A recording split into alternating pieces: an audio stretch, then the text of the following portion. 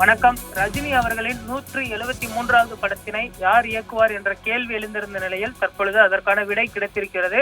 ரஜினியின் 173வது படத்தை இயக்குனர் சிபி சக்கரவர்த்தி அவர்கள் இயக்குவார் என்று தற்பொழுது தயாரிப்பு நிறுவனம் அதிகாரப்பூர்வமாக அறிவித்திருக்கிறது. நடிகர் ரஜினிகாந்தின் 173வது படத்தின் இயக்குனர் யார் என்பது இன்றைய தினம் 11 மணிக்கு அறிவிக்கப்படும் என்று அறிவிக்கப்பட்டிருந்த நிலையில் தற்பொழுது அதற்கான விடை கிடைத்திருக்கிறது. கூலி படத்தை தொடர்ந்து ஜெயிலர் 2 படத்தில் ரஜினிகாந்த் நடித்து வருகிறார்.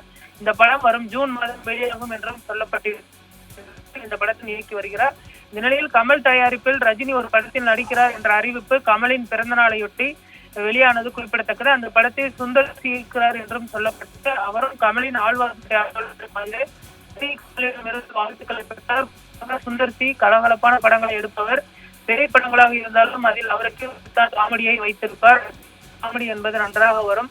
காமெடி சேர்ந்தால் அடிதூள் தான் என்ற ரஜினி ரசிகர்கள் மத்தியில் வெகுவாக கொண்டாடப்பட்டு வந்த நிலையில் திடீரென அவர் அந்த படத்தில் இருந்து விலகுவதாக அறிவித்தார். இதனால் பல்வேறு விமர்சனங்களும் சர்ச்சைகளும் எழுந்தது குறிப்பிடத்தக்கது. இதற்கு காரணமாக அவர் தனிப்பட்ட விவகாரம் என்றும் சொல்லிவிட்டார். இதனால் கமலஹாசன் தயாரிப்பில் தலைவர் 173 படம் தொடருமா இல்லை டிராப் செய்யப்படுமா என்ற கேள்வி எழுந்தது. இதனிடையே ரஜினி சில இளம் இயக்குநர்களுடன் கதையை கேட்டதாக தகவல் வெளியானது. இந்த நிலையில் ரஜினியின் 173வது படத்திற்கான இளம் இயக்குநராக தற்பொழுது டான் படத்தை இயக்கிய சிபி சக்கரவர்த்தி அவர்கள் இயக்குநராக தற்பொழுது அறிவித்திருப்பதும் குறிப்பிடத்தக்கது. சிபி சக்கரவர்த்தி அவர்கள் சொன்ன அம்சம் ரஜினி அவர்களுக்கு பிடித்திருந்ததாக சொல்லப்படுகிறது. அதனால் தற்பொழுது அந்த படத்திற்கு அவர் டிக் அடித்திருக்கிறார்.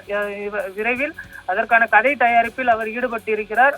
வரக்கூடிய 2027 பொங்கல் பண்டிகை அன்று ரஜினியின் 173வது படம் திரைக்கு வரும் என்றும் அதிகாரப்பூர்வ அறிவிப்பானது வெளியிடப்பட்டிருக்கிறது. சிபி சக்கரவர்த்தியை பொறுத்தவரை சிவகார்த்திகனுக்கு பின்பு சூப்பர் ஸ்டாரை இயக்கக்கூடிய வாய்ப்பை கிடைத்திருப்பதற்கு அவருக்கு ஒரு நல்ல விஷயமாக பார்க்கப்படுகிறது.